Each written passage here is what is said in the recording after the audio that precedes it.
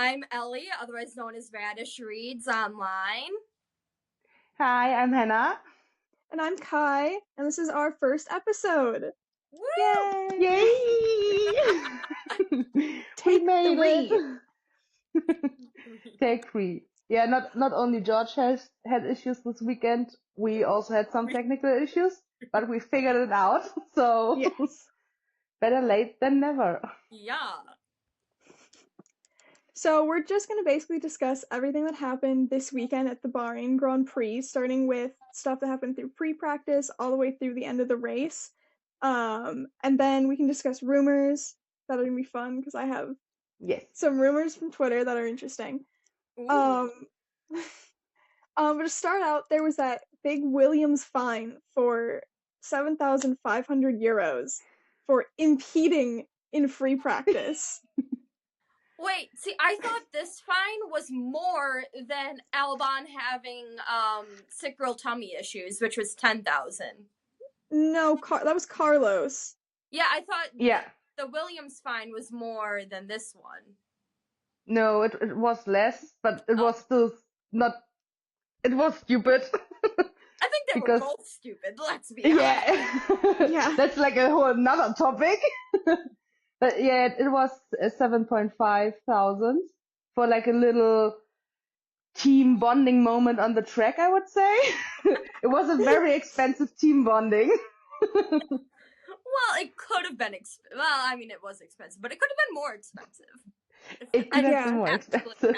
But like, it's free practice. Why are we finding them for impeding each other during practice? Also, wasn't one of them a rookie? Not even like an actual driver for the team. Like, it was one of their reserves. Yeah, it was Albon Browning and Luke Browning. Yeah. I think Luke is in F2. Yes, he raced the weekend, but yeah, I think no one understands that really. Maybe the FIA just wanted a bit more spending money, for whatever. I don't know. Getting another very ugly podium background. just rubbing that here. Speaking of the rookies, there was 6 of them for free practice. Yeah. I remember I have it pulled up. There was Dino Bogdanovic was driving Charles Leclerc's car. Iwasa was driving Max's. Vesti was driving Russell's. Drugovich was in Alonso's car. Hirakawa was in Bierman's, and then Browning was in Sainz. Overall, I did sleep through free practice 1, so didn't actually watch them, but no one crashed, so it was okay. Yeah. Nothing really happened during practice. No. Just some crazy fines. I mean, it makes sense to bring the rookies to do the practicing here, as it's the track that they get the most testing out of, so it's not that big of a, it's not that much disadvantage to have a rookie drive one of the cars in this session. No. But then later in free practice 2, Alonso's steering wheel popping off. I think Drugovich messed with the car a bit. Yeah. Just leave him a little gift. Was it 2 or was it 3? That was FP2 because I was awake for that. Yeah. I was like, I just remember, I couldn't remember if I listened to it happen and I was at work, or if I just didn't know it happened because I didn't watch FP3. No, it was FP2. He was driving down a straight, and all of a sudden his steering wheel, you could see the lights flickering, and then it just kind of popped off, and he just put it back on, and then parked the car. Pop off. It was not even that he pulled at the steering wheel. It just went off. And it was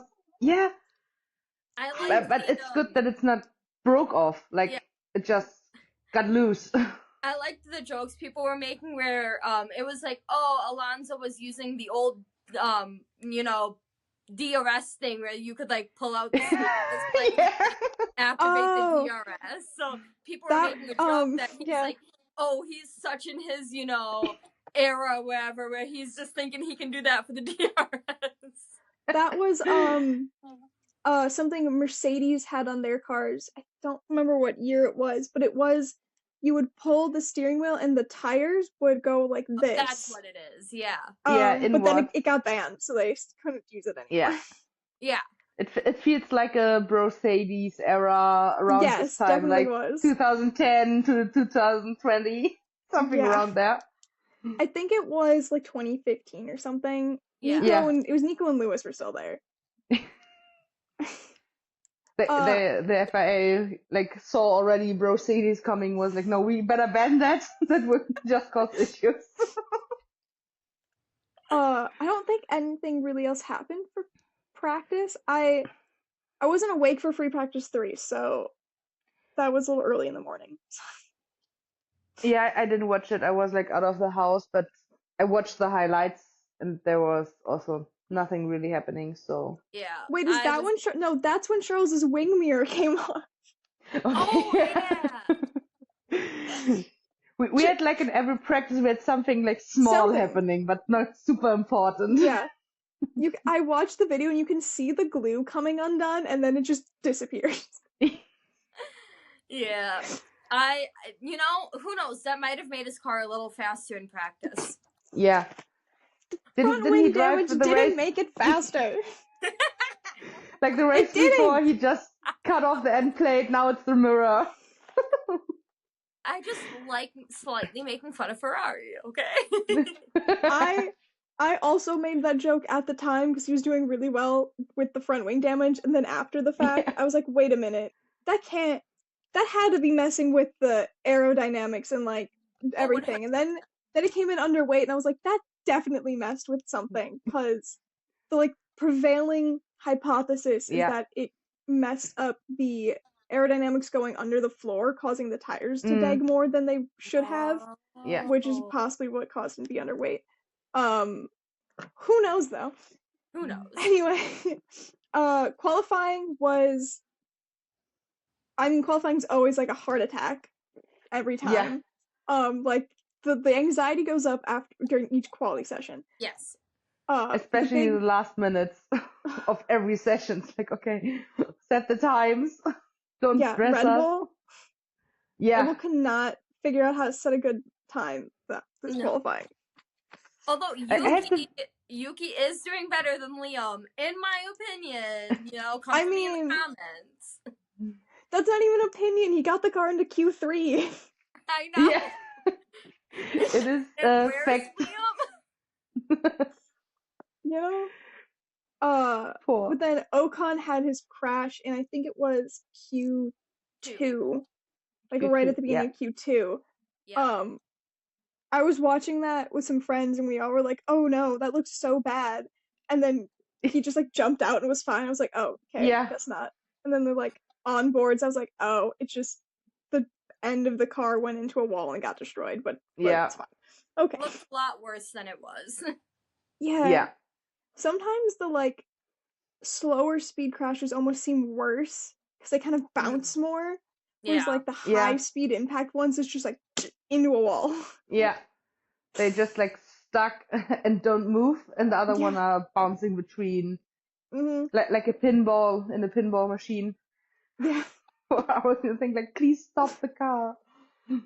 Stop the car.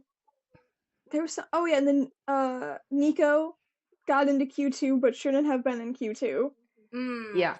That was terrible clown show from the FIA right there. See, I had a feeling, like when I was watching it, I had a feeling. I was like, Albon, do not get out of your car. Someone's lap time is going to get deleted. Like, do not get out of your car. Do not press, do not pass go. Do not collect $100 or whatever. Like, stay in there. You're gonna get through. And then he didn't, and I'm like, oh shoot. And then afterwards, I was like, I was right.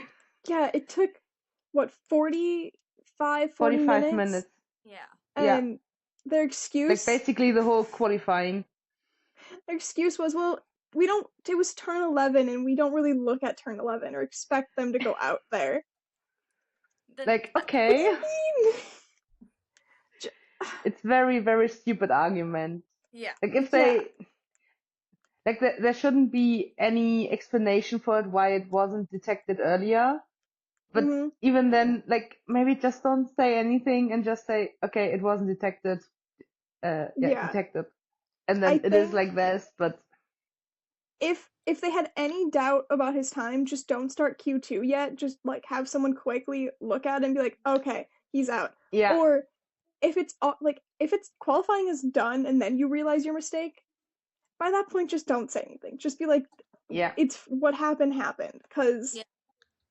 Albon gets moved up to 15th, but didn't actually get a chance to attempt to move up any higher. yeah.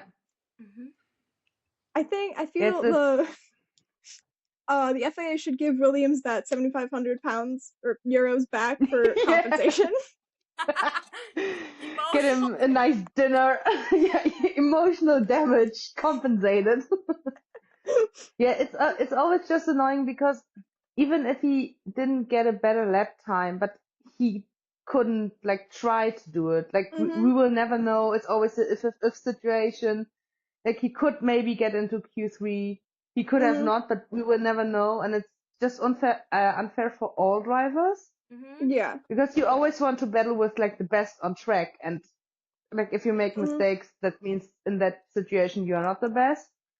And Yeah. then Yeah. it's just like sad in the end, especially because this was just like one place. Like if he would be P20 or something, then at least you would say, okay, he's like 5 places ahead. We will Mhm. not say anything, but it was like one place where it's like, that's kind of sad. Yeah. Like especially because Ocon also crashed and would be like P15, but Mhm. then Alex is P15 because they switched. So it's always like, yeah, Yeah. Yeah, And and it's I not think ideal. that's They should unfair. check. Yeah, yeah. And for me, it's like, this is the first race where Albon didn't finish in the points.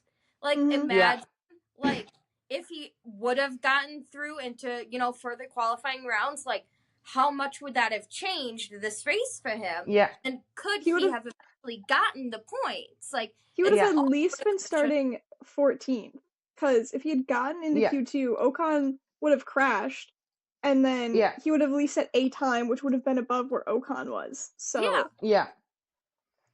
I don't know. Especially if you look at the season Alex is having at the moment. Mm, Like it's not like, oh yeah, it was like a fluke, like a mistake, whatever.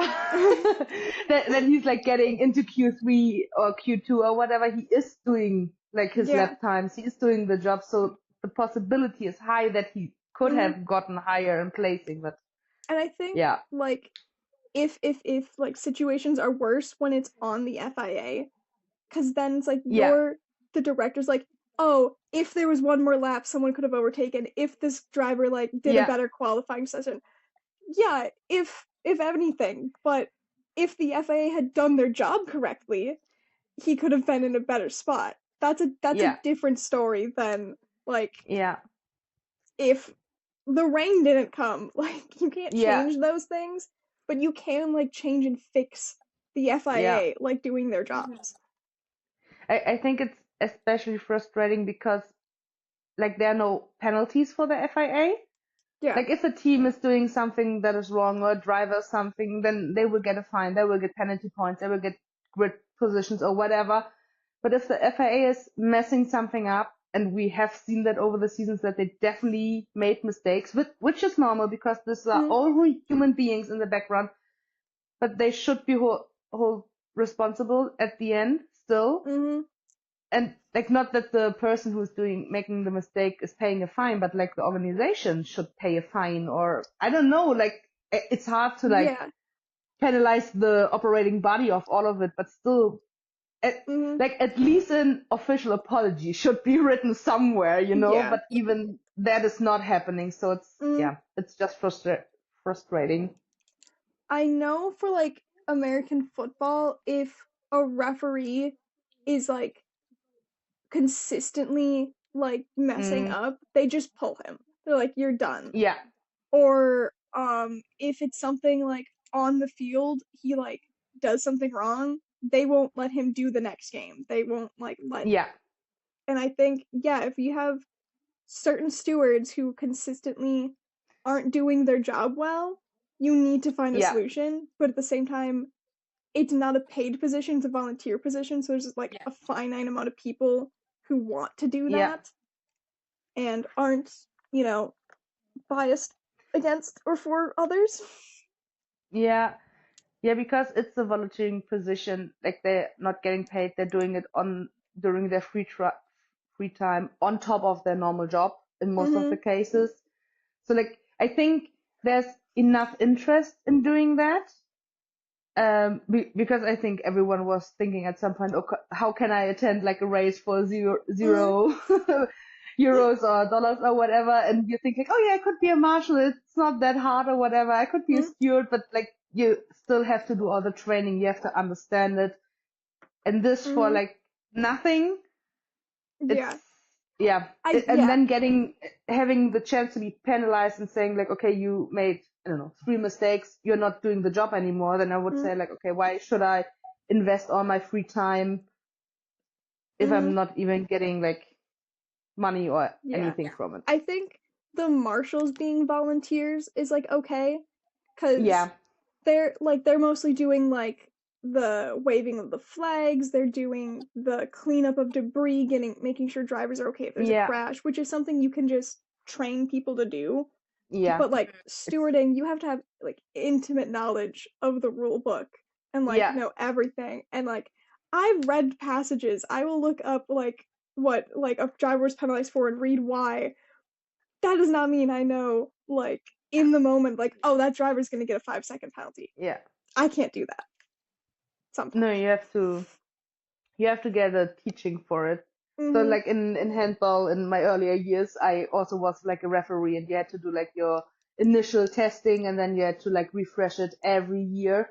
And like the rules don't change, but every time I did the refreshing, I was sitting in there and was like, was a rule existing last year? Like, because some rules are like so like unusual, you don't use them often, or it's like when you're driving, you know, you have to like do this and that in the car, but like if you're looking at the rules, it's saying something different, like more specific, and you're not doing it because you figured it out. You just like got used to it. So it's always like, yeah, you would always need like to know the rule book 100%, but.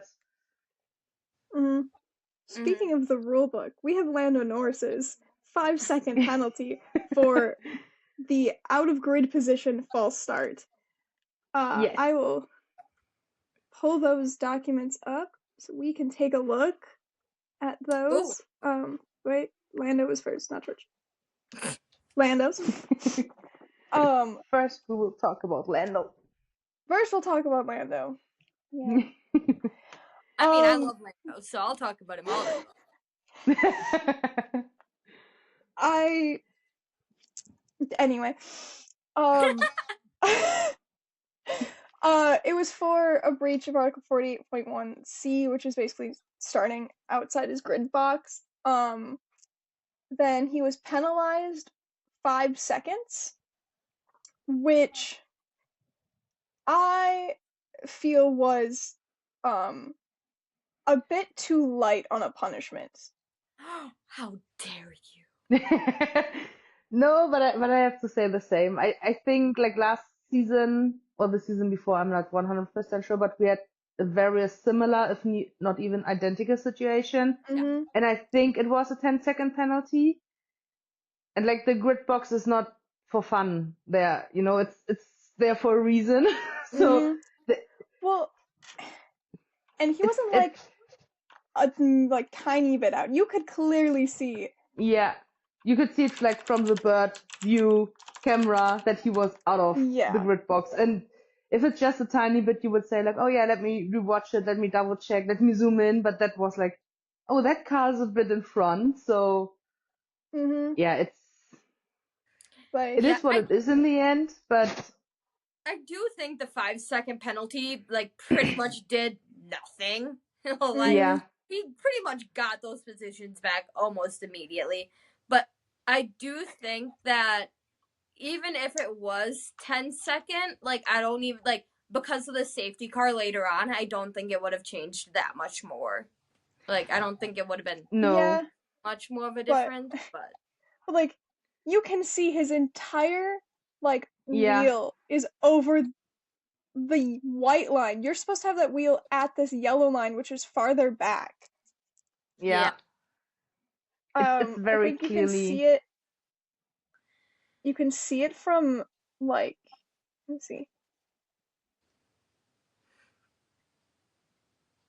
Here, this is a good view from um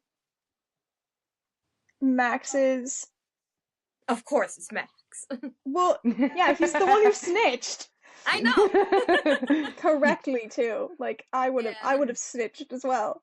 I think like every driver is going to snitch, you know, like. But here's that Yeah. yellow line, here's the white line, and then there's Norris's tire. Yeah. Like, Yeah. that's a bit more than a 5-second penalty in my head, especially because of like the launch he got from that. Yeah, I think like obviously there's a difference if you, because he was standing, he was like not like rolling a jump start, he was just standing, I would say, I don't know, that's maybe 20 centimeters or whatever, like in front, but he was still standing. So technically it was the same condition for every driver, just that he has like a bit of more distance in the front. He has like a And good, I think probably foot ahead of everyone else. yeah, but it's different if you're just like already like rolling earlier, so like you're starting earlier. I think that should be definitely like a harsher punishment than this. So maybe that is the reason they put like 5 seconds, because they said, okay, he is in front, but he is standing. It's technically the same position. He still has to react and everything. And if he would be like rolling already, then he has more of an advantage because the car is already in motion and he can That is true. accelerate They do faster, have, harder. for false starts, there are 3 different sections. There's Yeah. the moving too early, basically, positioned on the starting line in such a way that the transponder is unable to detect the moment at which the car first moves its grid. So basically, if your like transponder's in the wrong spot, it also will be wrong, except clearly they don't. Those transponders don't always work. What? And then the one he got was any part of the contact patch of its front tires outside the lines from the start signal. So yeah, you can clearly see it's like a good solid bit over that yellow line. And for penalties, they have it listed A, B, C, D, but it's not like you get a 5-second first time, 10-second this time. It's at the discretion. But yeah, I think even the 5-second penalty didn't, even if there was no safety car, it didn't do anything. He just served it under his pit stop and didn't lose any time because he got a good launch. He jumped what? Yeah. 2 cars? He jumped 3 cars. 3 cars? 3 cars. Yeah. That's more than 5 seconds in my head. Yeah. From what I was hearing from the announcers, it was that he stopped where he was supposed to, but I think he accidentally rolled a little bit while the cars behind were still getting into place, and then he stopped again. So it was like he had it right, and then he accidentally did it. Yeah. I heard the same, that he just like rolled the foot or whatever it was then. I've seen the onboard. He does come to like a complete stop and then just like rolls forward. So I don't know if he like took his foot off the brake or something. Yeah. Like how did he roll like forward? He was like, I don't know, like if you're like in the car driving and you like have to adjust your seating position a little bit and you just like lift your foot like a bit from the brake and your car just like jerks a little bit. I think this was like the same situation. He was like, okay, let me get right in the car. I got off the brake and then he was like, oh shit, the car moved. That shouldn't have done it. But never count on Max. He will snitch on anyone every time. But like every driver, I'm more impressed that he's seeing that. Like if I would be in that car, I would be so focused on the lights ahead of me and not looking at anyone. And they are like, no, let me check everyone else and then we can start the race. Max pulls up to those grid spots out of purpose. I remember was it Qatar, where he's like angled like this. Yeah. George. He was out for it. Yeah. Uh-huh. I also don't think that Red Bull's pit stops, just like their light not functioning, like I don't think Yeah, that helped twice. them either. Well, No, once it for was Max, once for Yuki. Oh, and then the Max's the second stop second was Max's was the I That- think left like one of the rear left tire Yeah. like got stuck. So not It great. was just. Or Red Bull. I just saw today like a interview. I don't know for which media outlet it was, but he was like, yeah, qualifying was not good, training was not good, pit stop was not good, nothing was good. I was like, that summarized and everything he still basically. made up a spot. Yeah. Started 7th, finished 6th. I was like, even a Max having the worst day possible, he will get a place. That was just like his pride. He's like, I'm not yeah. getting worse, I'm just getting better. Not Yeah. giving up. Yeah. But yes, pit stops. Speaking of that, tire strategies. Everyone Wild. was on used soft, so they're on like their ones from quality, except for the Ferraris, Alonso, Lawson, and I think Bortoletto were on the medium tires. Which I didn't notice at first, and then the race started, and I'm like, why are cars passing Charles so quickly? What is occurring here? I was like, oh, he's on medium tires, so they're like immediately going to be faster. Great. But tire strategy was interesting. I think everyone kind of just planned to do a 2-stop. I don't think any team truly had a 1-stop on mind. Even Ferrari was kind of, after the race, Charles was like, yeah, that 1-stop was brave. It was going to be a brave plan if we tried it. Plan D or Delta, I think, is what it was for the 1-stop. Yes, yeah, that was what the 1-stop was. Yeah. They were on what everyone thinks. Plan B, which, Bravo. yeah, I'm gonna correct it here now. Ferrari's plans, Plan A, Plan B does not mean first, second, third. No. They come up with plans and then they put letters to the plans. It doesn't mean like necessarily Plan A is the first strategy and best strategy. No. You gotta just mix it up. Well, it also makes it harder for other teams to know what they're going to be doing. Exactly.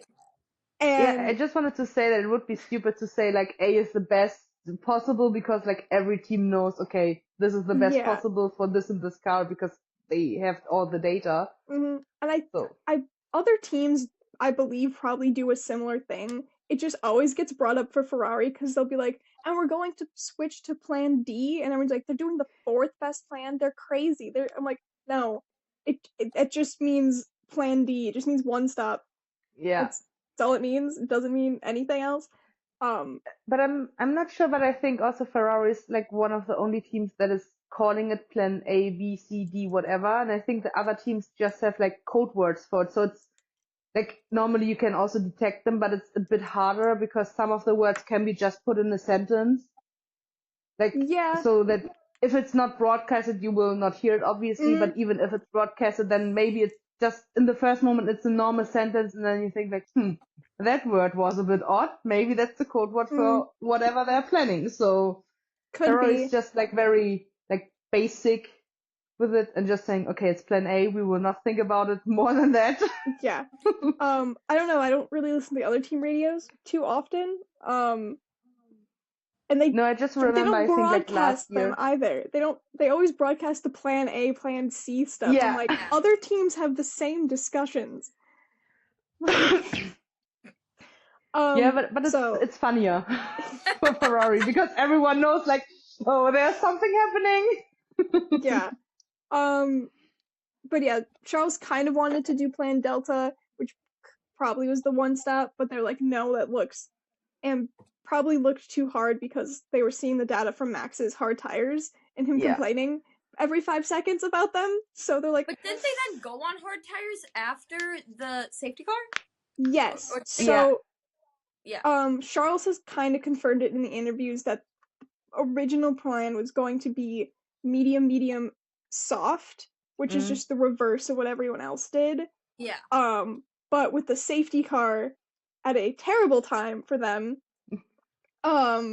they took the free pit stop and put the hards on to last to the end of the race.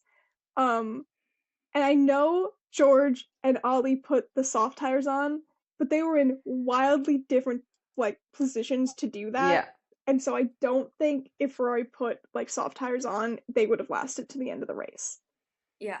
It's also the question. Car, but I mean, yeah, but it's also the question if like the Ferrari has a higher tire degradation than like the Mercedes. I'm not sure about what the data is saying, but even then, if you know like okay, the Mercedes like could make it with like very optimistic stuff, and you just know the Ferrari has a higher tire degradation, then it would just be stupid to do it. Yeah, I know. Yeah, it was not ideal that it was like lap 31 or 32 or whatever, so like in the middle of the race. Yeah. At this track, because Bahrain hasn't been resurfaced since 2004. Oh wow. So yeah, they've never resurfaced the track since it opened. Didn't they say like the surface is older than Kimi Antonelli? Yeah. And you're like, wait, how old is Kimi? 18? Yeah. So about that. It's just not a good track on tires generally. Yeah. And they were noticing the data that the soft tires were wearing out pretty faster than they would have liked for Ferrari. Yeah. Which makes me really sad because we had a great car last year on those tires, man. Tires can't degrade. Can't degrade legally unless you tell them to. Pull up the meme. But yeah, Ollie made his tires do well though. On that second stint, he was on softs.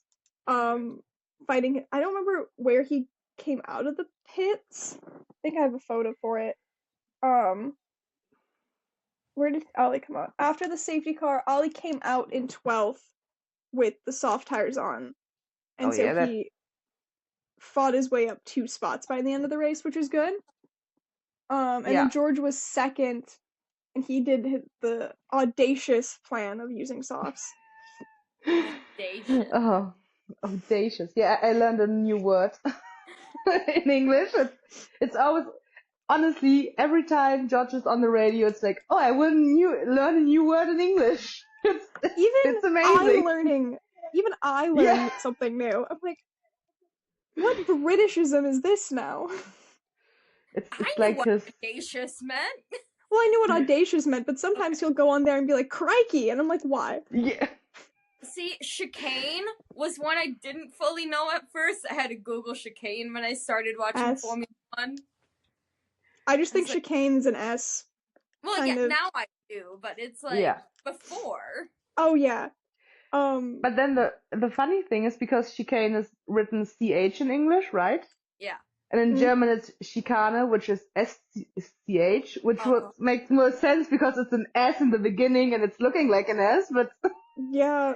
So maybe they took it from the German word, but I don't think so. But now you can remember it. Yeah. Then speaking of that safety car, that was from Carlos and Yuki. It's like fight. Yeah. It was like they touched each other, I think, like lightly. So. And then suddenly there was debris. No one, at least I didn't see it, but I think no one saw like where it was coming off from which car. Yeah. Then they said like 3 laps later after that happened, oh yeah, we will put a safety car, which was totally stupid because that could have been a virtual safety car. And then when he retired, you saw like half of the side pod open, but I think that was like from his fight with Kimi. So I don't even know when it happened, what happened, no one knows. There also looked like his side pod was open, but it looked like there was some damage to the floor as well. So the floor could have been clipped by like Yuki's car, which was the debris on the road. But yeah, I saw that. I saw the debris and I immediately said, throw a virtual safety car. I don't want any more mirrors left in the track to cause damage. Oh my goodness, I totally forgot about that one. Right? And then they didn't, and then they waited, and they're like, you know what, we're gonna throw a full safety car. And I was like, virtual safety card for like 1, maybe 2 laps. Let the marshals Yeah. sweep it off, and then we're good to go back racing. And they're like, like this is the time the FIA becomes overly cautious. Not when the cars sitting off track. Nah, just virtual safety car. Let cars continue around. George upside down in Australia last year, and they're like, No. nah, it's fine. This is safe. Like, It's chill. the 3 like things of debris on the road though. It was. Did they put safety cars with all the gravel in Australia during the practice and qualifying when they like drove every lap through the gravel trap? I think they didn't put like safety cars. I think it was just yellow flags. And I think like the whole road is like covered in gravel and you're not putting Yeah. a safety car, but then for like 3 piece of car, Yeah. it's And like yeah. they even like all of the commentators were so confused. Yeah. Like, what Yeah. debris? We can't see it anymore. Why is there a full safety car for this? And then that's when everyone dove into the pits and messed with my beautiful Yeah. Ferrari strategy.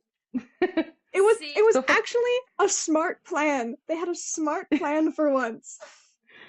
it helped me with my fantasy F1 league because I predicted there'd be 1 safety car. So I mean, I don't know if virtual safety cars would have counted, but hey, go me. And then yeah, you get the point. Yeah, I'm not doing too bad in our like the driver like I would challenge need one. to. I would need to double check how I'm doing. I don't want to look.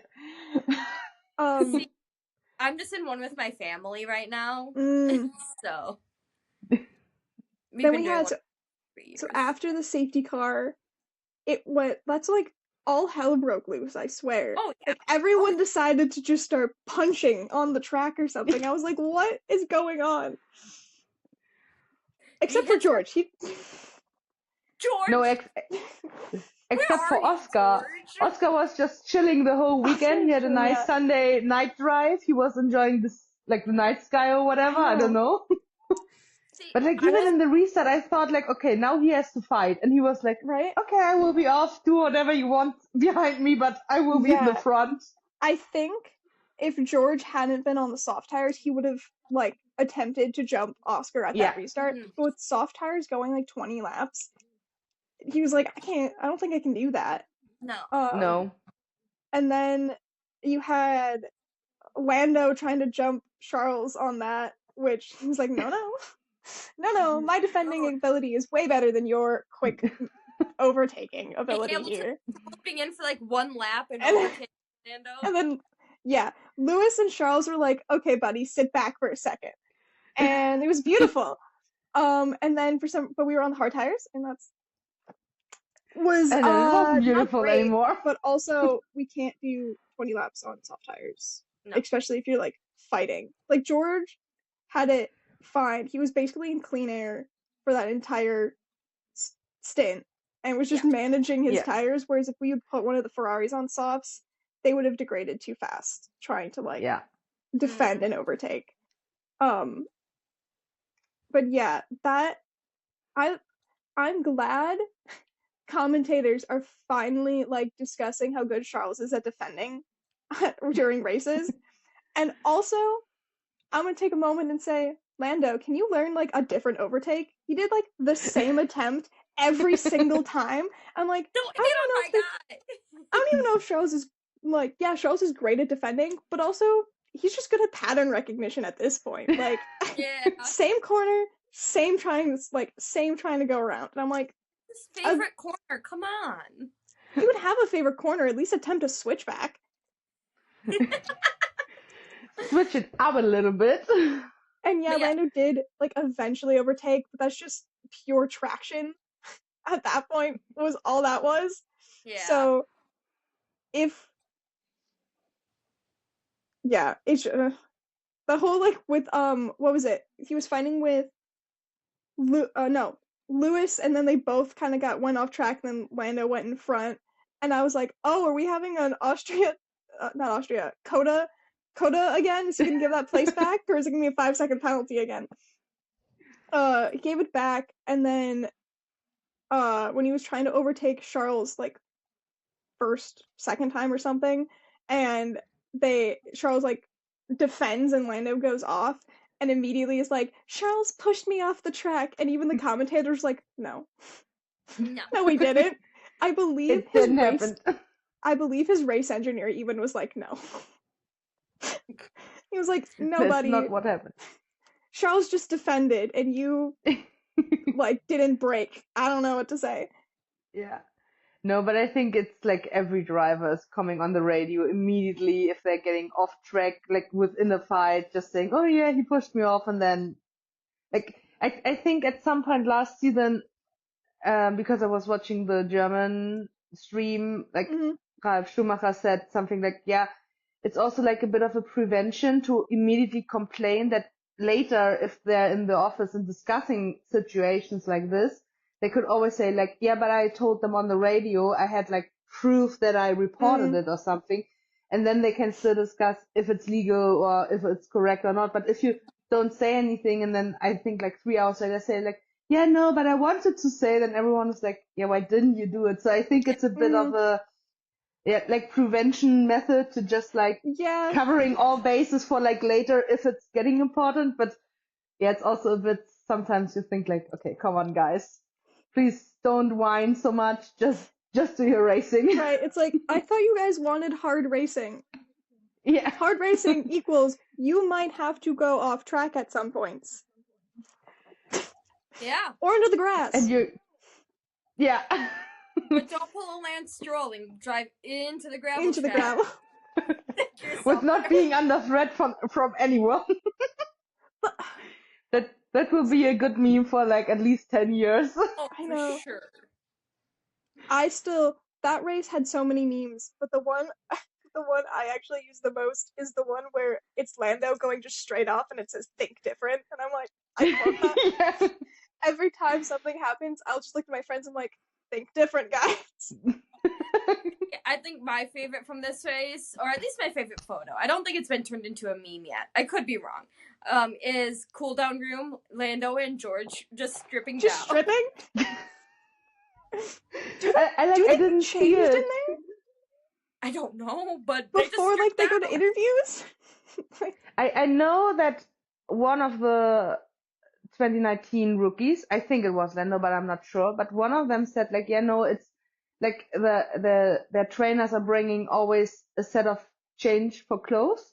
Yeah. And I just thought like, okay, they're just pulling off the fireproof after they're drenched in champagne, but apparently they're like changing out of their sweaty ones to drench them in champagne and then change again. I'm like, okay, that's like diva behavior right there. Because if you know you're getting it dirty again. I think Lando was changing after the podium celebrations before they went to do then, like the interviews.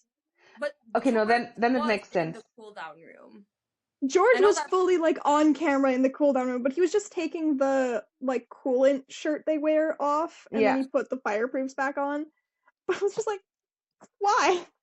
I mean, okay, George. Like, let me pause right here. I need to take another look. It was feeding the rumors. It was so awkward because I was watching the race with some of my friends, and I was like, I forget what we were talking about, but I was like explaining like a thought process I was having, and we all like stopped talking and watched like George take his shirt off, and we're like, okay, back to what I was discussing here. Which was I don't remember what I was discussing. I think I was exactly you just. I was probably Ferrari strategy at that point. Probably. The race. I mean, speaking of George, I don't think we've touched on his transponder. Miraculous 2nd to 20th, back to second race. I was so confused. Was a great driver of the day there. Why didn't he get it? Within like seconds, not even laps. It was just immediate. Maybe George didn't get driver of the day because his votes weren't coming in because they couldn't track him. Yeah, we need to recheck that. I'm gonna pull up that sheet because it explains what happened. So basically, the the connection between the automated DRS activation system and the car failed due to an issue with the timing loop provided by external parties.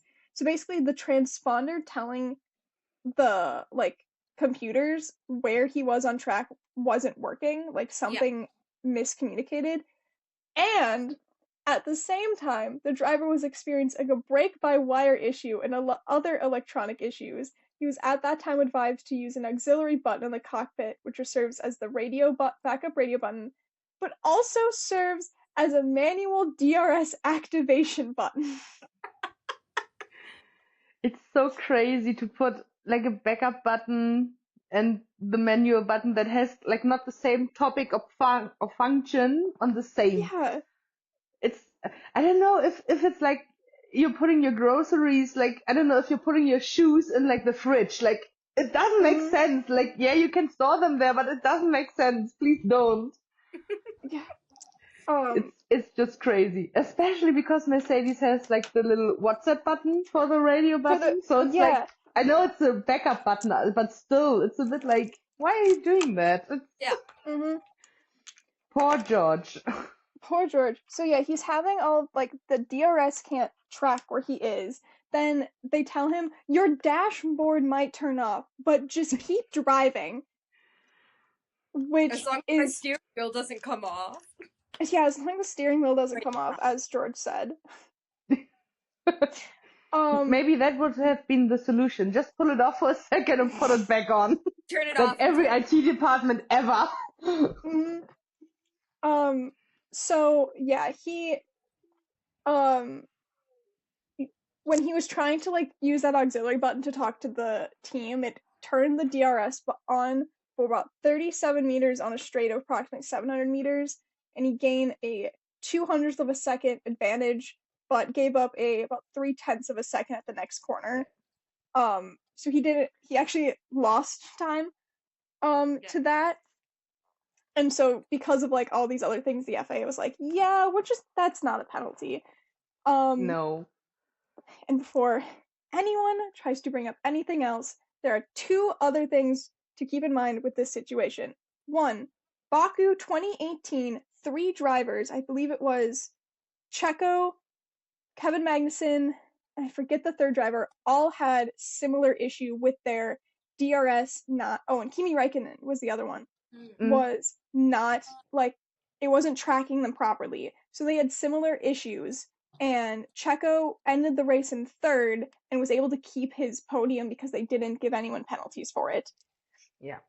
And on a bunch of social media, the Tifosi, or not even really Tifosi, some Charles fans were going after George, being like, going after Will George and Fred Vasseur, the team principal for Ferrari, saying how Fred should go to the FIA and should, like, push for George to get a penalty. This isn't fair. He gained an advantage. I don't think any one of them listened to Charles's radio messages, because around the same time, around the same time, like, it was about when Lando was going, like, right before Lando was overtaking, around, like, that lap, Charles gets on the radio and goes, why is my DRS, like, available? Like, George is, like, 2-3 seconds ahead, so he's like, why is my DRS available? And Ferrari goes, don't activate it, we're having a system error, we'll tell you when you can use it. And so when Lando gets in front of Charles, he gets then told, you can use DRS, and then Lando gets away and then they tell him, you can't use DRS. Yeah. So yeah, Fred isn't gonna go to the FIA and push for George to get a penalty while his driver had the same type of issue, and Charles's DRS did open for a second. There's an onboard someone found where his flap opens for like a split second. So yeah, Fred's not gonna go push for a penalty when he could then also receive the same penalty to his driver. That's just idiotic. So to be honest, when we first saw the document and you read like the line no penalty, I was also like, no, that is not right. And then we read the like explanation. I was like, okay, that's totally fine because he lost more, obviously. So why should you punish that more if he already Yeah. was punished more or less by himself or from the track or whatever. So I think a lot of those people are just like either are more like casual watchers or like they didn't read like the documents. They just see that. And to be honest, if I would just have the information he used DRS when he shouldn't, I would also say like, why is he not getting punished? But then I think it's like your job as a fan to try to get the information, and the information are available online. It's not like you have to like log in somewhere, pay amount of money or whatever. It's just like putting in FIA documents and pulling it up. So that's not that hard. Everyone can do that who's able to like use the internet. So for the most part, I can understand. For the most part, the people going after Fred were immediately following the race when like the interviews and stuff were coming out, and so the penalty document hadn't been released yet. But to that point, I was like, I already knew Charles had the same issue because I heard his radio messages and also did a quick Google search and found that this had happened previously in a different race and no one got a penalty. Yeah. Yeah, and it's always like, what is it in English? Proven until... Oh, innocent until proven guilty. Yeah. Yeah, like we have the same thing in German, obviously. But I think we should always keep that in mind. Like, of course, you can say like, no, I think this is a penalty, blah, blah, blah. But you should just like try to keep it like your opinion and not attack anyone. Because we are all human beings. And then when it's like decided later on, then we can say like, okay, yeah, I was a bit overreacting, because we are all getting emotional at some point during the races. When your driver's not doing well, when another driver crashed into your driver, or you get like 10,000 euros of penalty fines, which no one understands. Like, I think it's normal to just say like, yeah, I don't understand it. I don't think this is correct, whatever. But I think we should also be able to just say in the end, like, it's still my driver I want to support, but if he's doing something wrong, then I have to accept it. But yeah, and it's just crazy. The Tifosi or like Ferrari fans are always very intense. Tell me about it. Most of them, at least, like 90%. It's there's like I would, if there had been precedent set of a driver getting punished for the thing that happened with George, I'd be like, go punish him for that, especially because it would benefit my driver and like my team. Yeah. But there's wasn't, and also it affected other people, including a Ferrari driver. So like, like calm down. Versus like, it's like the like with Lando in the false start.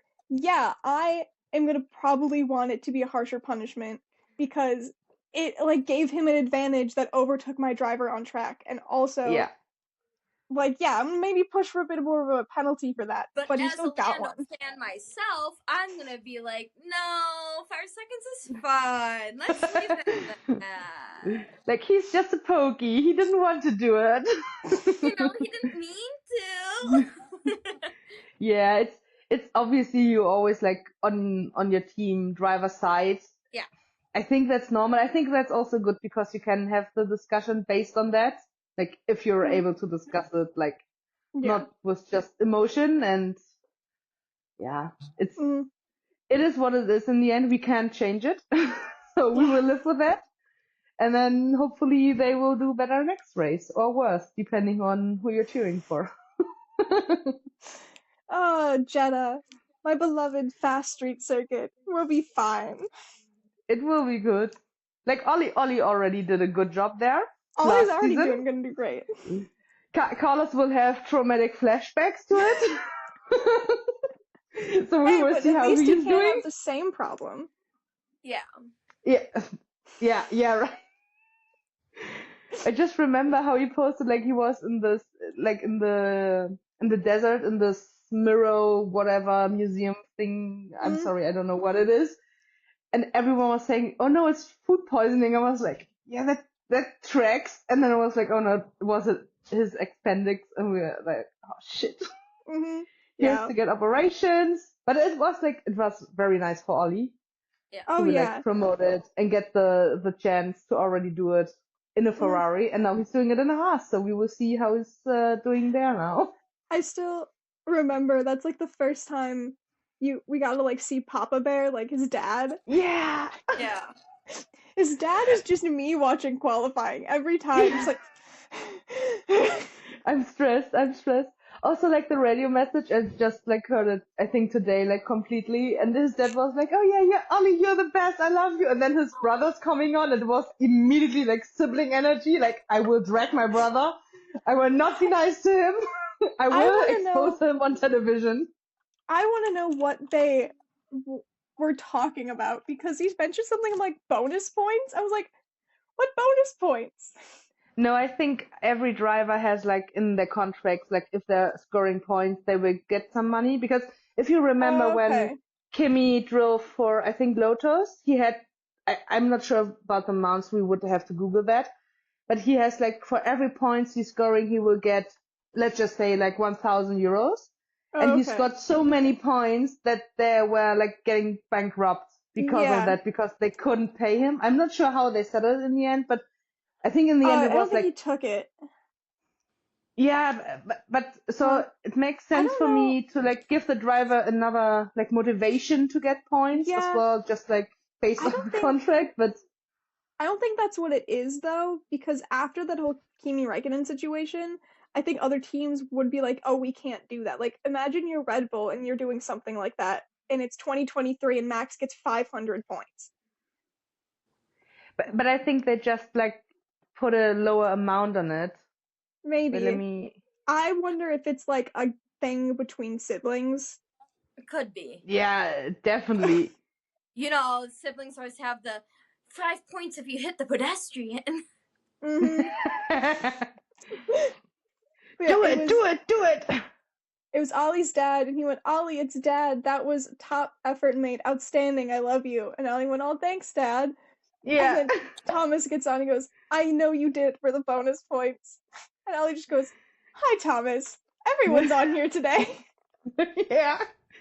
So I just pulled it up. So Kimi got 19.5 million for the 390 points he scored in the 2 seasons, because he got per championship point he scored 50,000 euros bonus.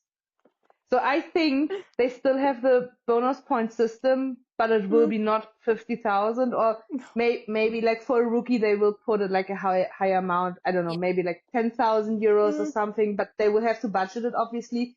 But I think someone like Max, like Charles, like George, like I would say like every driver in the top 10, top 5 or something, mm.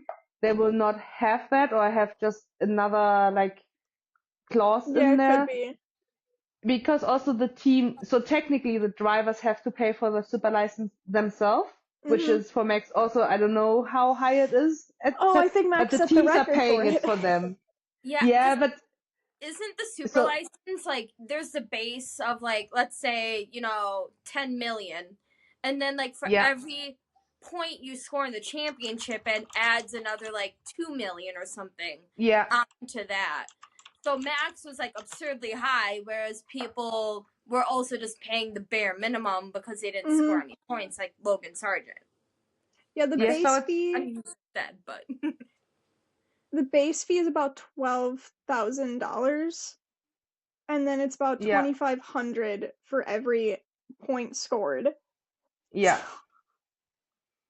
but I also know that there are like in some people's contracts, it is where like the team will pay for your super license. Hmm.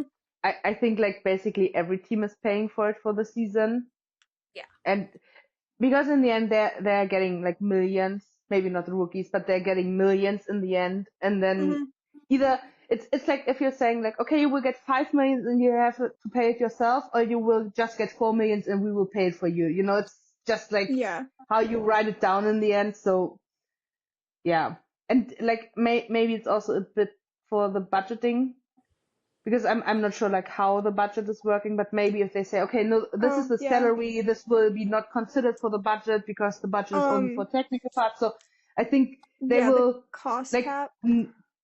yeah, like no exactly how to like serve the gray zones of everything, like The with cost the catering.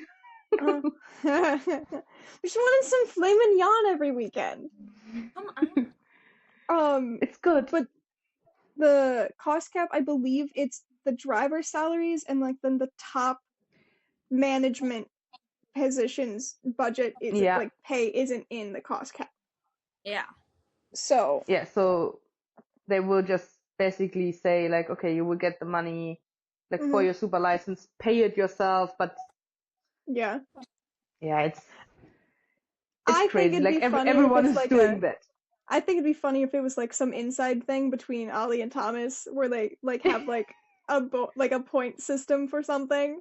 So Ollie Yeah. goes P20 to P10, bonus points. Yeah, or like from the karting days, like whoever sibling got more points, like the dad would get ice cream or something. Yeah. So it's like, oh yeah, nice, I'm getting like ice cream tonight because I got points. That would be actually cute. Maybe someone will ask him that next weekend. I think Thomas is in F4 now, I believe. Oh. Yeah, I think F4. Because in F3 I haven't seen him, and I've written the it's F4 all drivers, so it's F4 or Freka. It's one of the two. yeah. Which is good for him.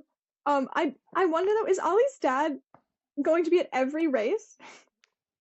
Like if he is, He's that's just... great. But he has been so far. That's awesome. I think if you're able to, like money wise and everything, I would definitely bet like at every race from my kid, because in the end, like every driver is kind of loaded. They are not coming from like a super poor background. Even if you see it like in Netflix, like I think like Esteban is a good example. Like no, they sold the house, they lived like in a caravan and stuff like that, but still they had some kind of money to spend. And if we're looking at the numbers they're calling out for like a F3 season, like 1 million euros, even if you have sponsors and everything, there is a bit of money in the background. And I think other families could definitely live with that very, very good already. Yeah. But yeah, there's still a difference within the money range. Like Lance Stroll is the top tier, and then you have like Max also with like his dad money and stuff like that. But yeah, everyone is having something. I think Thomas is in F4. Ollie's dad might also be like his manager or like something where he's there every weekend. Yeah. Because Ollie's also like only like 20, like 19 or 20. So he's pretty young. Wait. Quickly, everyone. Google Ollie's age. Quickly. 19. 19. He'll turn 20 in May. In May. Also next month. On a race weekend? What race weekend? No. No. That's a question. I was like, huh? No. I don't think it is. No, it's not on a race weekend. It's in the week, I think. Yeah, 8th of May. It's before. Yeah, or like after Miami. It's right after Miami before they go to Europe. Yeah. Yeah. I will be so close to Miami. Like as a 19-year-old, it'd be nice to have like your parent with you every weekend. Be like at least someone there. Yeah, I think Ollie was also one of the drivers, like the younger drivers, that says like it's kind of lonely being like a high performance athlete, to quote Danny Rick here. But it definitely is. Like if you see like Liam Lawson or Oscar Piastri as well, they're like moving with like 14 or something to like another continent. Like it's hard to not have your family around, because if I think back at that age, I was like definitely enjoying to have maybe not enjoying to have my family around because everyone sucked at that time, but I'm thinking like Ollie moved to Italy when he was pretty young, and he said he didn't speak the language. Like he just moved there. I was like, the small child doesn't even speak Italian and is going there. Okay, at least like when Oscar moved to England, it's still English. Yeah. Like, and he just went to like I think a boarding school, like stayed at a boarding school. So like there was other people there with him. But I'm just thinking like, poor Ollie. No wonder he's more Italian than British. Mm-hmm. Maybe that is why he's like so close with Kimmy, because he was Yeah. like, okay, this kid is speaking Italian. I can stick with him, Maybe and they he can seems help him. nice. Maybe Ollie can help him with some maths. Yeah. I'm just praying that Mercedes will at some point do like a PR video where they are just doing like school stuff with like George, who's out of school for a long time, and then Kimmy, who should know all of that. I The loved 3-minute multiplication tables. I loved how in the interview George made it sound like he didn't know Kimmy was still in school. Like, He are we might not still? have. I just think that's so funny. It's like, you know, Are you not talking to your teammate? Like, what is going it's on? like I don't think about like, like even at work, I find out that some of my coworkers are in school, and I'm just like, oh, that's cool for you. So I can just imagine how like it would just never come up in a Formula One weekend, and then all of a sudden you just learn like, oh, you're still in school. You are a child. Yeah, I think like everyone is like more romanticizing that.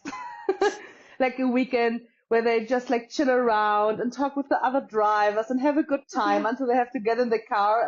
And someone said like, no, like everything is planned through. If you have time, you have like 5 minutes for yourself, and this time you will definitely take for yourself. And Yeah. if you're looking at the time they're arriving at track, like 8, 9, like in the morning for European races, and then they're leaving at like 6, 7, 8 in the evening, so they're like for around 12 hours. Everything is planned through. They don't have time for anything. So and then they probably have PR like parties and sponsorship events. Yeah. Yeah, so it like doesn't come up naturally. Only if Kimmy would say like, "Oh no, I'm not going there because I have like homework to do." But even then, I think like you wouldn't mention it like that. You would just say like, "Yeah, I'm not coming," and everyone would be like, "Okay, do whatever." Like I don't have the time to discuss this. And then after the race weekend's done, it's not like they're like traveling back home together or anything. George would go back to his place and Kimi would go back to his back to Italy. The only ones that might like know anything would be maybe like Ollie knew Kimi was still in high school. Yeah. Because he was in Premo with him, but yeah, definitely. How cool would it be to like on one day sitting next to like a classmate in high school, and then the next day you turn on the TV and you see him like driving an F1 car, and you're like, oh my goodness, I know that guy. Like I had a school project with him. He was so bad. Like, okay, good to know. Yeah, I wonder if that's crazy. How like some kids feel, because normally it's like when they're like still in go-karting or in like the lower formula divisions and stuff, they would still be going to like high school and stuff. Yeah. I can just imagine. It's like, why isn't this classmate here on like Thursday? And it's like, oh, they're in Japan. Yeah, like they're not here. I have that with. Why aren't they here? Oh. I had that with so Kelly had her pregnancy party reveal, whatever, and there was like I think she's a German influencer, and if I remember correctly, she went to like the school next to mine, so she's like from here, and I was like, so I know that she exists, and I know like, okay, she's like high celebrity here, like in my area, and then I was swiping through a picture, and I was like, oh my god, is that Carol? Oh my god, what is she doing there? That's a crossover I didn't expect. And because she was always like, she's like modeling and stuff, like a normal influencer these days, but I was like, that's so crazy. Like I could have known her personally more or less. Yeah. But yeah, it's just funny to see how they appear at some other points. I think that. Oh, I did want to bring up some things that happened after the race was over. Please. I need the rumors. I need the tea. The rumors on tea are Max is really mad at Red Bull. Well, his manager is. His manager's also really mad at Red Bull.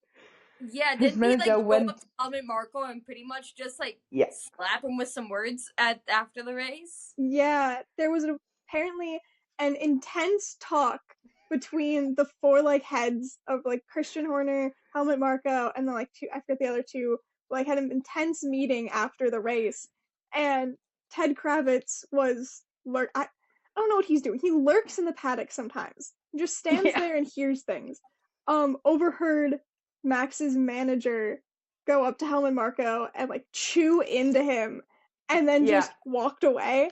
I was like, so Max is mad. Like, We um, understand that. yeah. But if his management is mad, we know stuff will happening. hmm Oh yeah. I believe some more stuff, like interviews, has come out where it's mm, they're promising like upgrades, and Max is saying we need them like sooner, like we need them as soon as possible, Yeah, or they're not. They're promising like a bunch of stuff and like it's not happening, so Max is like getting mad about it, which I understand. Here. But yeah. like, there Yeah, was so that Helmut one. said Hmm? on Germany, Sky Germany, that the updates will be coming in Imola, which is mid of May, hmm Mm. which is 2 races out. 3? No, 2 races I think it's with two because Jeddah. there's Jeddah Yeah, and then Miami. yeah. So 2 races out. Hmm. Yeah, yeah. And Ted has this on Sky UK, this Ted notebook or whatever, where he's just running around after the race Yeah. and capturing stuff where you think like, what is happening here? So it's nice if you just like leave the TV on, do your own stuff, and then just like look and see what is happening there. So hmm yeah, he's definitely like lurking, and he's definitely getting all the gossip. Yeah. Like you should be alarmed if you see him running around somewhere. You should just like shut up. Like if the Netflix boom is appearing, just shut up and go away. No one wants to hear that. hmm Smack it away. But yeah, I'm curious to see what's gonna happen with Red Bull and that whole Every year. situation. Every year, though, I feel like there are rumors like Max is gonna leave, Max is unhappy. But it's like finally, I feel like stuff is actually happening to like make me believe that Max is Yeah. gonna be leaving Red Bull soon. And I feel like if Red Bull doesn't produce a car next year with their new regulations, Max is gone. Yeah. I'm not even sure. So if they're already very unhappy, and I hmm think if they're not getting the car up to speed, I could imagine that Max is leaving this season because I he is gonna be like a second time dead because he is already bonus dead. So we will say a second time. We will not ignore P. He said in his championship interview last season, like, no, family, family, family, family. So we mm, know that he's also a family guy. And no one knows what is gonna happen next season with the cars. No one knows. Yeah. Like you can expect like, okay, this team is maybe better, this team is maybe worse. Like Williams is already saying, no, yeah. we're investing in 2026, but you don't know We if there will be suddenly P1 or P10. You don't know what is happening with like a McLaren or whatever. So I could yeah. imagine that he's taking this time out and just saying, okay, my time is over. I'm not chasing any records or whatever. I have like 4 titles. I'm happy. I'm Yeah. doing my sim stuff and I I'm think off. I think he would stick it out for at least the first year of 2026 just because we don't Mm, know where everyone Yeah. is going to be. Like they also could be to really see. good. Um and then afterwards he might leave. There's also always the rumor that he's going to Mercedes. And Yeah. if he does, I'm sorry, George, you're probably the one Yeah. who's gonna He's leave. getting booted. Really? Yeah, Uh, Kimi's the young new talent that Toto has a weird relationship with. Don't know how else to put that. It's just weird vibes from them It's sometimes. And no, it's a bit like Ferrari and Charles. It's like the golden yeah, boy. They're seeing like the new champion in him, so they would yeah. rather keep him than George. mm, And also they Mercedes would have a longer time with Kimi Yeah. than possibly yeah, with George. that Um that's the other one, you're not gonna like it. This one's less commonly spoken, but it is a rumor that he might go to McLaren and they'd kick out Lando. Depending on how this season finishes. See, and then I could see Lando just switching places and going to Red Bull and, He can go take that crappy car. I'd love to see Max in the McLaren. So wasn't there like a conversation that Max had where Max was like basically saying like, "Oh, I could drive that McLaren any day of the week," and then Lando was like, "Please come on over, give it a try." Yeah. You're so not that was gonna be able to after drive it. that was after Japan, and they were asking Max like, "How do you feel?" and like about the McLaren and everything. He said, Yeah. "If I was in that McLaren, you wouldn't have seen me this race." He would So he would have just pull the taken off and gone. 2023. Yeah. And then Lando got asked about that, and he said, "Yeah, basically, I'd love to see him try. This car isn't as good as everyone thinks." I'm like, "Okay, buddy, I think that might be you, though. Oscar just put 15 seconds on second place." And I will say, for Lando's interviews, sometimes I feel he needs to pause, think, then speak. Because there's been too many times where he just says something and then in a later interview has to either clarify something, add context, or straight up apologize for something he said. And I'm like, there are very easy fixes to this of just stop doing brain to mouth immediately. Like, please, sometimes. But Lando and I have that same issue, so I get to him on a spiritual level. On a spiritual. Yeah, I think at some point, especially like after the races, they had like 4 days full on media all the time, that they're also a bit annoyed, and then every person is just reacting differently to it, and like another driver is just saying like nothing. I think like if you're seeing like Lance interviews, he's barely saying like 3 words. Oh, yeah. And then he's just like off, but this is just like his personality, and I think like Lando is like, he wants to answer, he wants to do it quick so that it's not looking like he's too much thinking about stuff, but then you have like the other issue, like he's saying something which he hasn't like thought through, so it's very delicate to like think what to do, and and then it's just like hard because he's like in the spotlight. Like if he's like somewhere P18, then yeah, maybe he said something you will say, oh no, that was not cool, but no one is paying attention. But he is in the championship fight, so everyone is paying attention to everything. I think some of the comments though get under my skin when he, especially last year, would say something about the car and like be like, "Oh, we don't have the fastest car." I'm like, stop with the underdog bullshit of a story. You had the best car like for majority of last year, and you won like a fair amount of the races towards the end of that year. Please acknowledge your team and your engineers' hard work. Yeah. Please. Yeah. At once. And he has. There are interviews, I've looked them up, but it's not on like the like Sky Sports. It wasn't on F1T. It's not on like the big ones that everyone kind of looks at. I'm like, can you just please say one nice thing? You had a really good car. Acknowledge that. And this year it's not as bad because there are like, I don't know if I think Lando has said something in an interview. I know Andrea Stella said something in an interview where the car isn't as suited to Lando's driving style, which is why he is struggling. So in my head, I'm like, okay, at least that is something we're told as an audience on why he might be saying he doesn't like the car, like complaining a bit more. Yeah. But I would have loved to hear that from Lando. And if there is an interview about that, please share it. I would watch it. I don't follow any accounts of fans on Twitter or anything, so I am not going to be the one to see it on my timeline. But sometimes I'm like, if there is something wrong with the car, please just, you don't even need to like specifics. Just be like, oh, it doesn't suit my driving style, or we think there's something wrong with the braking, or we're having an issue and it's not correlating with our data from the wind tunnel or something. Just anything to explain why you're complaining. Because if you don't explain why you're complaining, all I see is that Oscar won 15 seconds ahead of second place and you're telling me the car's bad.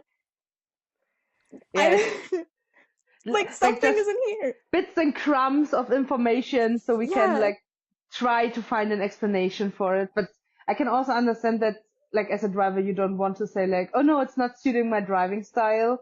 I remember like the interview Alex did, I think maybe last year, where he like explained the difference between like with Max's car or whatever, where he just said like, no, the car is what the car is. But if you're like having a different driving style, it's just harder for you to drive the car. But he also just said it like now after years of having experienced that, because I think maybe that's also like a bit of the media training that they just say like, don't say stuff like that because it can be cause whatever reason. I don't know, because with everything they're saying, you can say like, oh no, it's good that he's complaining about the car because it's not the best. And the other side is saying, no, why he's complaining the car is the best. You know, you can always put it on the side you want it to. Yeah. There has to be a middle ground, but when there is such like a dichotomy of your two drivers, like Oscar was praising the car and did say, oh, we do have like one of the best cars, and then your other driver's not. I'm like, tell me something. Well, I would love to understand why this is happening. Because for Ferrari, there is a disconnect with Lewis and the car, and he has explained it. He did say it's because he's come from Mercedes, which they had certain parts and certain things for so long that it is just like a completely new system that he has to get used to. And he explained like part of it is like they have different companies making their parts, which I wouldn't even have thought of that, but like different companies make parts in different ways, and so it's just fully new. I'm like, okay, this makes more sense now. I understand why Charles is kind of complaining, not like complaining, but like you're like, we are having a tough time and we think we can fix this. And Lewis is complaining a bit more, but it makes sense. Like he is having these issues. But I think it's the same with Carlos. Like I think like Carlos and Lewis, you can see it the most that they're more struggling with the new team because they changed like completely from what they're known for years. And they're both experienced drivers, and now you're seeing like I think like this race was really good where you see okay they're getting back on speed. Lewis had his like China sprint win already, but still like now you can see okay he's getting more comfortable in the team. Like both of them are getting more comfortable. They're understanding more. They are like working better together with the engineers as well. There's also like stuff if you're like used to like Bono in your ear for 10, I 12, will say 100 years, it's different to have something like a Ferrari one in your ear with also like maybe the accent and stuff like that. Ricky's Lewis's engineer. Yeah. They aren't working very well together. And sometimes Lewis will be like asking for something and Ricky like isn't giving him the right information or is doing it in an odd way. So I feel like they might change that up at some point. Same as like even Charles had Xavi for so long and they worked, but it wasn't like perfect. And then he gets Brian Bosey in here and Brian's like does tell him like what he needs and he gives him I love Brian. I could go on a whole spiel of my love for Brian Bosey. I love him. It's such a breath of fresh air to listen to on the radio and just hear, you're doing great, keep it up. Like every 5 times. Literally, that was all Monaco was last year, was just keep going, this is a good speed, you're doing well. But I think it's very rare to have what Lewis and Bono had in Mercedes to be so long for this amount of time together. Like same with like Max and also, GP. I just wanted to say they are also like super long together, so it's not the norm, I would say, and especially if you're switching teams. And then it was not just switching like from one British team to another, or like Mercedes is German officially, but like Ferrari is their own little world. They are like one of the oldest teams. Like it is 100% different. If you maybe like switch from Mercedes to Williams or from Mercedes to McLaren or to like any other team, I think there wouldn't be like this crash of a cultural shock, more or less. Because Ferrari is... Yeah, it is also like the culture shock, and if it was like Mercedes to McLaren or something, they still use Mercedes engines and like Mercedes parts and things. Yeah. Whereas Ferrari, that's all handmade in Maranello factory, guys. Yeah. Like that. The engine is the like component parts are shipped in from other places, but it is their own like little bubble of Italian. And Yeah, Bubble of it's talent. it's different. that Yeah, if you even if you would have gone to Haas, they have a Ferrari engine as well, yeah, but still, like, the team is not Italian. Like, that is not bad, but like, it is they what have Seb their said. own Everyone culture. is a Ferrari fan. Yeah, they Mhm, are it's just different. It's mhm. like a good or a bad. Yeah, I think well each team even like if they all have the Mercedes engines, Mercedes, Williams, and McLaren all have their own team energy, like how they operate Yeah. is all very different. I always think of it as Mercedes is very corporate. They're Mm. very just like German corporate. That is all I picture for Mercedes. That is the German in them. Yeah, Definitely. the Ferrari is just the Italians. Red Bull Yeah. is the crazy energy drink company. Yeah. McLaren, I don't even know. They're Papaya They family. I don't, Papaya family. No, which I think they're doesn't make like a sense to me. mix. Like, they're from the energy. They're sometimes like Red Bull, like the bit of crazy, fun Yeah, social media stuff, but they're also kind of organized and know what they want to achieve in the end of the day. yeah. Mhm. So they're like a mix of stuff, They're the I would say. millennials. Yeah, basically. But so I think it's new for any driver going to like switching teams.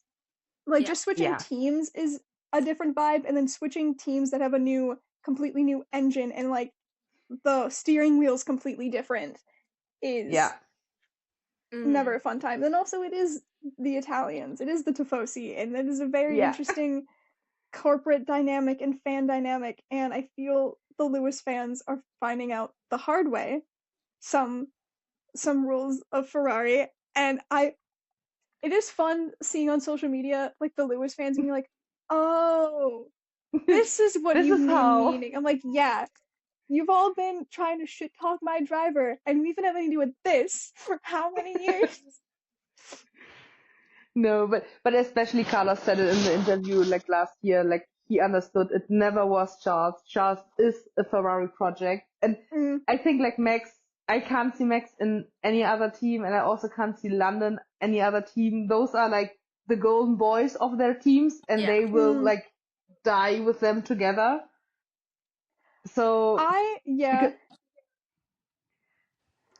I feel there's Like like and then different reasons that they can't leave their teams though. Like, it's like I thought Lewis would never move. Like I yeah, always pictured as, mm, Mercedes golden boy, yeah, but now he's, with mm, Ferrari. And so it's like, anything can happen, but mm, you'll always remember them being with that one team. yeah, mm-hmm. Oh yeah.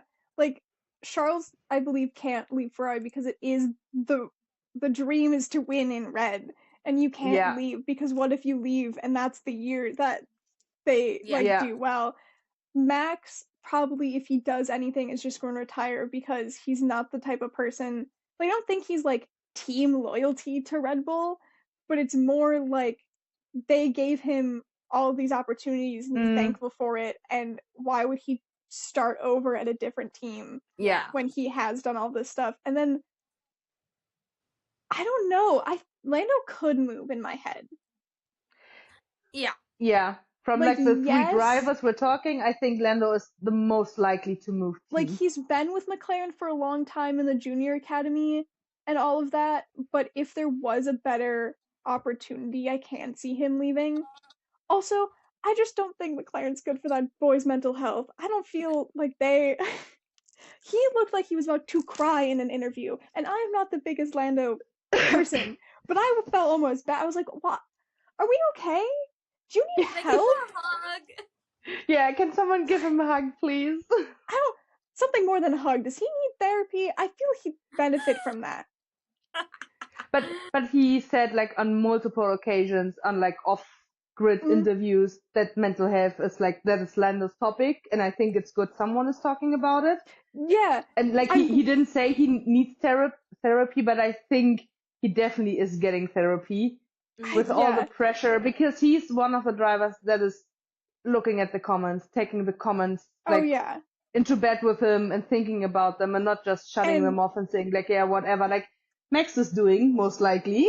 Yeah. So Max, I I don't know think if he knows the password to his Instagram account. I don't. gave it to his social media team and was like, do whatever you want. Well, I don't I even will think like some stuff. I don't even think Max has even ever logged in to his social media account. They created it with 16 for him, and then The social media team just doesn't give him his own password to his social media account.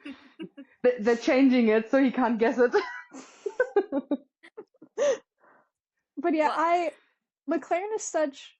Obviously, it's the team I like the least, as they're my rival team. But I do like interact with their content. I do like Oscar, like off track personality wise. So like I see Yeah. things, and I'm just always sitting here sometimes going like, okay, Lando talks about mental health a lot, and I feel almost like McLaren exploits that to be like, see, Oh. we're so good. We talk about Mm, these things. I'm like, you discuss it. He talks about it. Are you fixing the problem though? Are mm, you giving him the support he needs? Are you making sure he is, if he wants to see a therapist, is there one available? Is there a sports psychologist in the room today? Like, yeah. I don't know if they're doing that. Cause it just almost seems exploitive at points of like those are the interviews that when Lando does talk about it, those are the interviews I see the most that get posted onto social media. Not the other one he may have done in the same day discussing the same topic. But if he Yeah. discusses anything with his mental health, that's the one that gets shared to Twitter. Yeah. But I think that's also like a media PR strategy because I think everyone knows Oh when in yeah. June suddenly every company is like Kinda. LGBTQ plus friendly, like everyone is posting it, everyone has rainbows on there, and obviously everyone is reposting everything during that time. So they're aware that this will get them the clicks and the content they need. Because Yeah. like in another interview where he's saying like, oh no, the car is this and that, or yeah, I try to win, I want to chase Max, whatever, like what they are saying the whole season basically, it's not getting the clicks, and obviously you will put like the fun stuff and stuff that will raise awareness, which is good, but I can also understand that it at some point seems like they're exploiting it. But I Yeah. think that that's just like a media strategy. And then It's especially like if the you're old like Ferrari not, strategy. yeah, no, but especially if you're not The like old in the Ferrari McLaren media bubble. strategy. The old Yeah. Ferrari media strategy. We had a really bad race. Thirst trap. Go. Yeah. but Not even kidding. I think we can all agree Bottas is the best media strategy out there. Yeah. Bottas's Just media is yeah. Valtteri is just gold. Mercedes Like put him on the hired F1 Bottas. account. Mercedes hired Bottas back on just so he Just could to up make- the Mercedes PR game.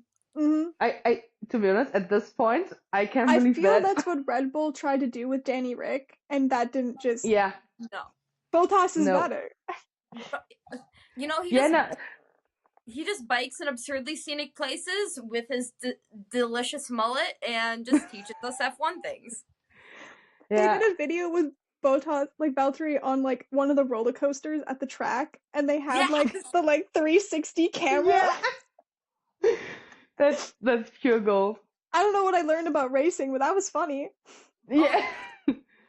Like it piqued your interest. You're telling people about it, and maybe they will watch that video and think, oh, I will watch a race at some point if I can. So you fan acquired. Mercedes' strategy, but they won't let Valtteri do another calendar. That's not okay. He just has to put like some like he's raising awareness for, I don't know, man cancer. Was. Like yeah, the but he has to original one. promote it more. Like just putting that on the front, you know, and then they can't. Just say it louder for what it is. Then they would have to let him do it. Yeah. Mm-hmm. You know, do we want to wrap up this conversation? Yeah. Some quick predictions for next week's race. 1, 2, and 3. Oh God, I don't know. I normally like on Thursday I remember, oh, I have to do like all the weekend stuff with all the predictions on every app, and then on Friday I start to think about it after practice 1, and then I'm still sitting here like I don't know what I should do. I mean, right now, my guess is gonna be, I'm gonna go George, Piastri, Norris. I think Norris is gonna make a comeback, and I think it's still gonna be it's gonna be a 1-2 for McLaren, and then George is gonna just be there again. Oh, George is third. Okay. Yeah, George is third. Norris is first, obviously. Obviously. I can do 2 predictions. I will do the realistic prediction, because in my head I always have like, this is my podium I want, and then this is what I think is actually gonna happen. I will do realistic first. I think Oscar's gonna beat Lando. Lando seems to be struggling with the car, and in a track that is so tight, his tiny mistakes are gonna can be costly here. So Oscar will beat Lando, and then I think I want to say George will be second just because of how consistent he is, but he's not always the best at street tracks. Yeah. I'm putting Charles up there because he's good at street tracks. Okay. Never count him out on a street circuit, and especially like on a tight cornered street circuit where any tiny mistake is going to cost you. Some drivers are getting away with some tiny mistakes because of machinery at this moment. I won't name names. In my opinion, that's what is happening. And you have your right to your opinion. Yeah. So, I'll go Oscar, Charles, Lando. I'll still say McLaren's gonna be up there, but I feel if Ferrari does if the race pace is there, Charles can overtake Lando here. Yeah. Qualifying might be a bit harder just because that. But yeah. Well, he could out-qualify Lando. Yeah. Anyway. What I want to happen though, Ferrari 1-2 outthrow Max on the podium. That's bold. I know that car's awful, but if it's like a fantasy podium, I'll take Charles Lewis Max. That's my. If we're creating a fantasy podium, I'm going Norris, Russell, Albon. That would Albon on third. That would be. Yeah, I think like the McLaren. Yeah, I think McLaren will be definitely on the podium. I don't know who. I think I'm not sure if of Oscar or Lando is the better street circuit driver. So I'm just putting McLaren on first because I think they will win again. I think Ferrari will be also on there, and I think it will be Charles and not Lewis because Lewis still has some problems with it. Mm-hmm. And then I also think that George, but I will put George on third because he sometimes has the problems.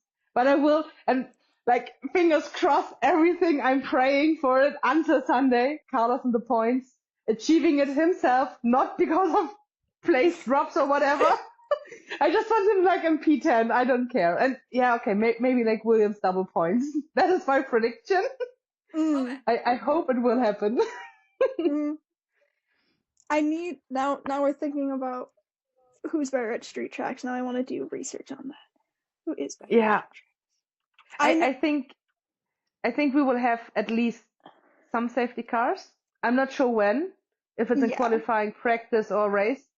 But because the rookies, they drove the track already in F2 and I think F3 as well. Mm-hmm. But now they have a super high functioning car. Mm-hmm. Ollie's prepared, though. Yeah, Ollie's prepared. Yeah, so I think it will be interesting, strategy-wise, what the teams are thinking is going to happen. Because in 2023, I think there were quite often oh no, we will see if a safety car is coming out. Maybe then we can do this and that. And there were never a safety car. Yeah. And now I think they all changed it to okay, there will be no safety car, and then a safety car happening and messing up strategies. So I think Jeddah will be racing very interesting again. It would be nice to have some K-Mac energy in there. Just like Oh, I remember K-Mag last year throwing his Yes. shoulders out, making sure Hulkenberg got the points. that would be nice. Mhm. No, but that is the prediction. So we will see what is happening Yeah. We'll report next. back to you No, this after week. the race. Yeah, That's a good plan. I'm gonna go figure out which of the McLaren drivers is better on street trackets, and I have a theory on that Yeah. possibility. But it's Oh, good. I can't wait. I know certain drivers, like, I know Charles is good on street tracks. That's like, those are his favorite circuits. And if you Yeah. look, like, Baku is one of his best tracks, and that's like a street circuit. He's always been good around Jeddah. Yeah. Vegas, I guess, is now a street track. He's great there. We got Monaco in the bag. Finally. Well, I mean, Checo was always the king of the streets. Checo was also good. Yeah. So I wonder which McLaren it's gonna be. Well, we'll just have to wait and see. Yeah, it might not even be like who's technically better on a street circuit, just who makes like those tiny errors that can like hit you into a wall in the street circuits. Like, who's not gonna do that? Yeah. But then also in qualifying, if you're just getting out on the wrong time, like in traffic, or like you want to settle that time and then someone crashes or stuff. So I think there's also always to consider that. Or you send someone out early into the pit lane and get a 1 grid penalty. But don't forget to like, comment, and subscribe. Yes! Thank you guys so much for tuning in, and we will see you all next time.